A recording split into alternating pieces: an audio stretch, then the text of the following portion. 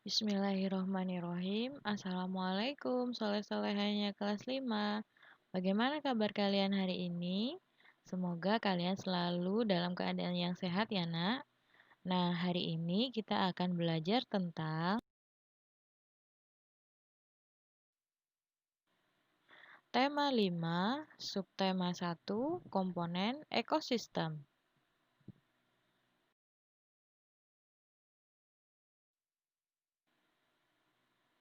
Tujuan pembelajaran kali ini adalah yang pertama, kalian bisa menyebutkan komponen ekosistem.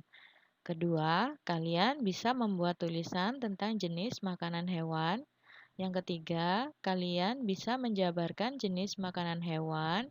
Dan yang terakhir, kalian bisa membaca kenampakan alam pada peta.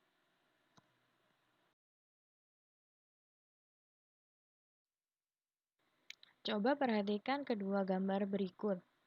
Perbedaan apa saja ya yang ada pada gambar? Mari kita uraikan bersama-sama.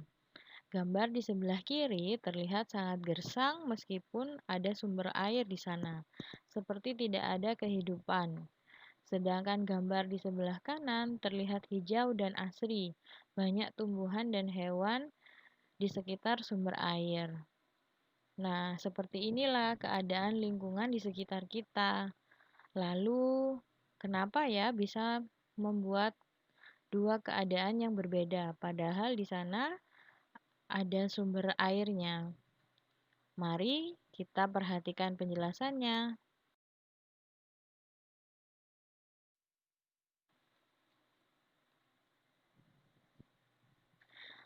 Kedua keadaan tadi dipengaruhi oleh ekosistem. Ekosistem adalah hubungan timbal balik antara makhluk hidup dan lingkungannya. Lingkungan di sini adalah segala sesuatu yang berada di sekitar makhluk hidup. Sebuah lingkungan terdiri atas bagian yang hidup atau biotik dan bagian tak hidup atau abiotik.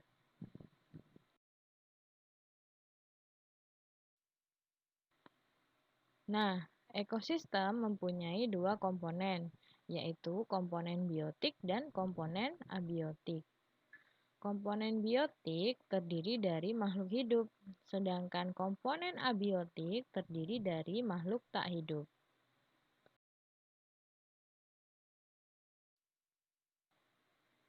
Coba perhatikan gambar berikut.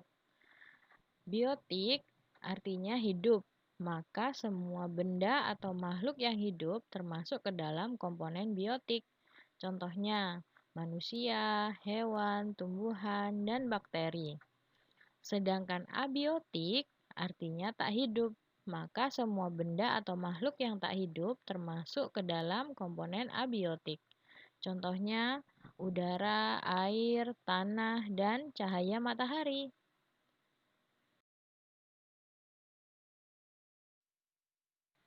Ekosistem memiliki beberapa jenis. Yang pertama adalah ekosistem air tawar. Ekosistem air tawar contohnya ekosistem danau, kolam, dan sungai. Ekosistem air tawar mendapatkan cukup sinar matahari. Tumbuhan yang paling banyak hidup pada ekosistem ini adalah ganggang. Selain ekosistem air tawar, juga ada ekosistem air asin. Contohnya ekosistem terumbu karang dan ekosistem laut dalam. Berbagai jenis ikan, koral, kerang, dan makhluk laut lainnya hidup pada ekosistem ini. Terdapat juga beberapa jenis hewan kecil dan tumbuhan alga yang dapat membuat sendiri makanannya. Selanjutnya adalah ekosistem hujan tropis. Ekosistem hutan hujan tropis ini termasuk ekosistem darat. Selain ekosistem hutan hujan tropis, terdapat juga ekosistem sabana, padang rumput, gurun, taiga, dan tundra. Ekosistem darat ini dibedakan oleh tingkat curah hujan dan iklimnya. Perbedaan tersebut menyebabkan jenis tumbuhan dan hewan yang ada di dalamnya juga berbeda. Tumbuhan seperti rotan dan anggrek, serta hewan seperti kera, burung, badak, dan harimau berada pada ekosistem hutan hujan tropis. Ekosistem sabana memiliki curah hujan yang lebih rendah daripada ekosistem hutan hujan tropis. Hewan-hewan yang ada di sabana antara lain berbagai jenis serangga dan mamalia seperti zebra dan singa.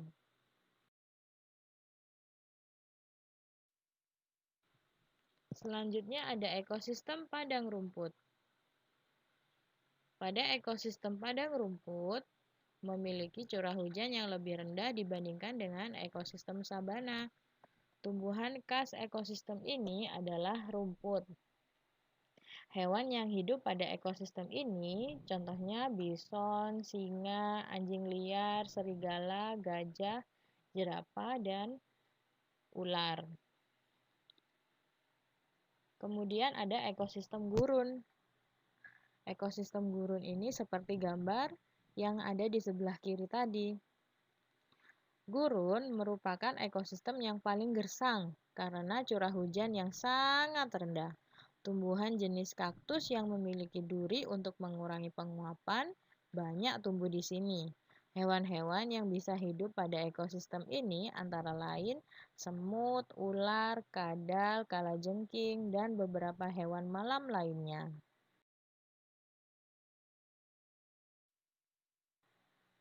Selanjutnya ada ekosistem tundra dan ekosistem taiga. Suhu pada ekosistem taiga sangat rendah pada musim dingin. Taiga biasanya merupakan hutan yang tersusun atas satu jenis tumbuhan saja. Misalnya, hutan cemara, hutan pinus, dan sejenisnya. Hewan seperti beruang hitam dan anjing biasanya hidup di ekosistem ini. Tundra merupakan ekosistem yang dingin dan kering. Banyak jenis tumbuhan tidak bisa hidup pada ekosistem ini karena rendahnya suhu lingkungan sepanjang tahun. Akar-akar tanaman tidak dapat tumbuh pada suhu yang dingin. Tumbuhan jenis rumput tertentu saja yang mampu bertahan. Beberapa jenis burung bersarang di ekosistem tundra pada saat musim panas, seperti angsa dan bebek.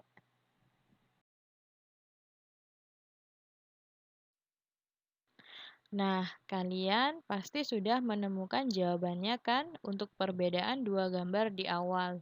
Ternyata di gambar sebelah kiri bukan tidak ada kehidupan, tapi hanya beberapa saja tumbuhan dan hewan yang mampu hidup pada ekosistem yang seperti gambar sebelah kiri. Selanjutnya, kita akan belajar tentang penggolongan hewan berdasarkan makanannya yang dibagi ke dalam 3 kelompok. Kelompok pertama adalah karnivora, kelompok kedua adalah herbivora, dan kelompok tiga adalah omnivora.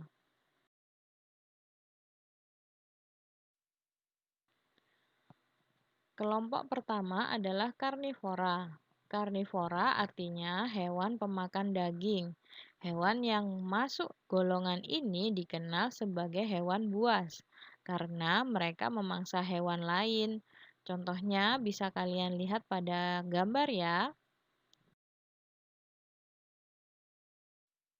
Kelompok kedua ada herbivora. Artinya hewan pemakan tumbuhan. Hampir semua bagian tumbuhan bisa dimakannya, mulai dari akar, batang, daun, bunga, dan buahnya. Atau juga mereka memakan rumput. Contohnya ada panda, tupai, kelinci, rusa, gajah, dan badak.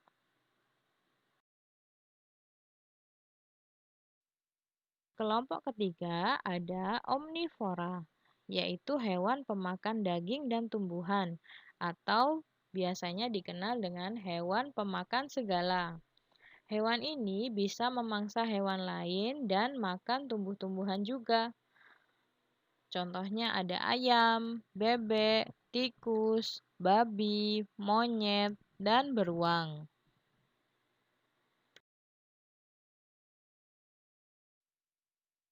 Ketiga kelompok tadi bisa kita kenali dari ciri-ciri giginya. Ciri-ciri hewan berdasarkan jenis makanannya terletak pada giginya. Yang pertama ada hewan herbivora. Hewan herbivora ini tidak memiliki gigi taring, namun gigi hewan ini hanya gigi seri dan gigi geraham. Fungsinya untuk mengunyah makanan. Ada juga yang tidak mempunyai gigi, tapi mereka mempunyai tembolok. Masih ingat kan sistem pencernaan pada tema 4? Tembolok itu apa ya? Lalu fungsinya apa ya? Hayo, siapa yang masih ingat? Masya Allah, anak-anak ustazah memang anak yang pintar ya. Betul sekali, tembolok adalah kantong tempat makanan yang ada di leher dan fungsinya untuk menghaluskan makanan sebelum dicerna lagi di dalam perut. Lain halnya dengan hewan karnivora. Hewan karnivora ini dikenal sebagai hewan yang buas dan bisa bergerak sangat cepat. Gigi taringnya tajam, kukunya juga runcing, pandangan, mata, dan penciumannya sangat tajam. Nah, fungsi gigi taring pada hewan karnivora untuk mengoyak makanan. Sedangkan hewan omnivora memiliki gigi taring, gigi seri, dan gigi geraham. Fungsinya pun tidak jauh beda dengan gigi karnivora dan herbivora. Yang keempat ada hewan insektivora atau hewan pemakan serangga. Hewan insektivora ini memiliki lidah yang sangat lengket dan panjang. Contohnya seperti iguana dan kadal.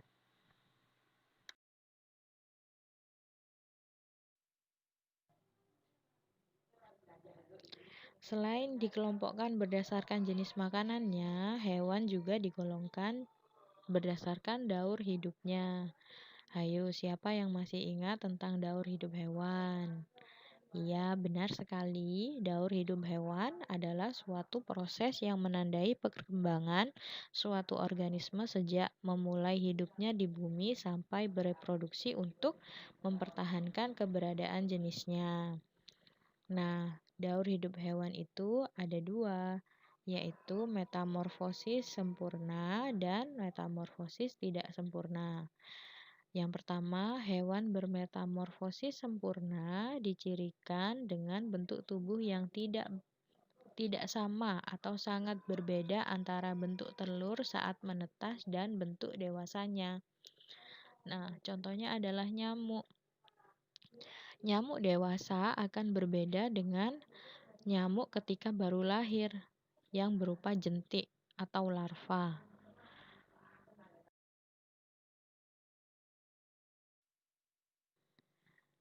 Yang kedua adalah metamorfosis tidak sempurna. Biasanya dicirikan dengan bentuk tubuh hewan muda yang tidak berbeda dengan dewasanya, namun memiliki beberapa penambahan pada bagian tertentu.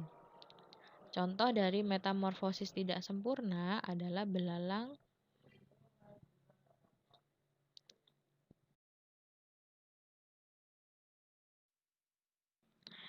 Yang kedua, ada hewan yang tidak mengalami metamorfosis. Tidak semua hewan mengalami perubahan bentuk dan penambahan struktur tubuh. Ada hewan yang bentuk dan struktur tubuhnya sama dari lahir sampai dia dewasa. Contohnya adalah kucing. Tidak ada penambahan struktur lagi. Dari kecil, kucing memiliki 4 kaki, 2 mata, 2 telinga, 1 mulut, dan 1 hidung. Nah, tidak akan ada penambahan struktur tubuh lainnya. Jadi, sama ketika dia masih kecil sampai dewasa, bentuk tubuhnya juga sama. Hanya akan menambah berat badan atau pertumbuhan tinggi.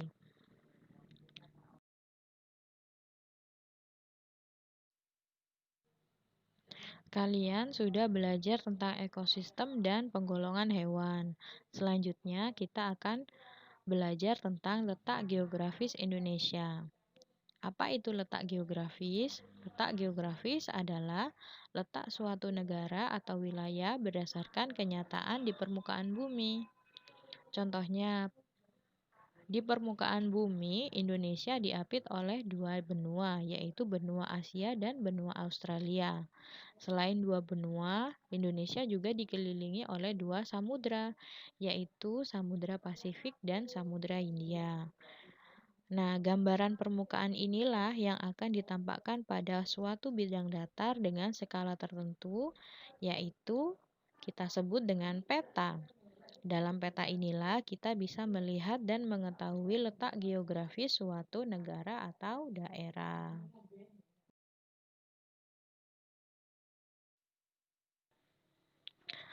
Berikut adalah contoh peta Pulau Bali. Di dalam peta itu terdapat unsur-unsur sebagai berikut. Yang pertama itu ada judul. Judul biasanya ada di atas tengah.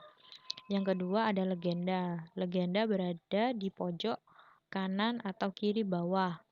Kalian bisa lihat di sana ada kotak berwarna putih, ada simbol-simbol dan keterangannya. Selanjutnya ada orientasi atau tanda arah. Tanda arah itu biasanya mengarah ke atas. Biasanya ada di pojok kanan atas. Atau bisa jadi berada di bawah sebelah dari legenda. Yang keempat ada skala. Skala peta biasanya dituliskan dengan angka 1:2.500.000 misalnya.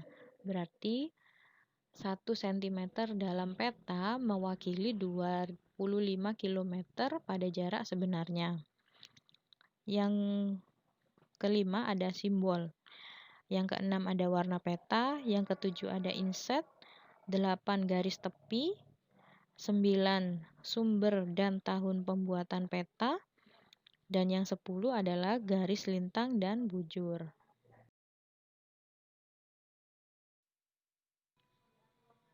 Kenampakan alam pada peta. Kenampakan alam yang terdapat pada peta antara lain samudra atau laut, sungai, danau, rawa, gunung, dataran rendah, dan dataran tinggi. Bentuk kenampakan alam pada peta digambarkan dalam bentuk simbol atau warna.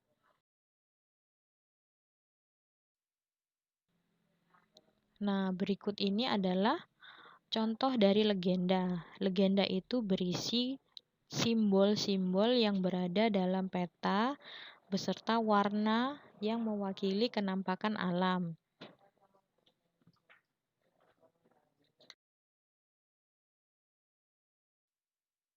Alhamdulillah, itu tadi yang bisa Ustazah sampaikan.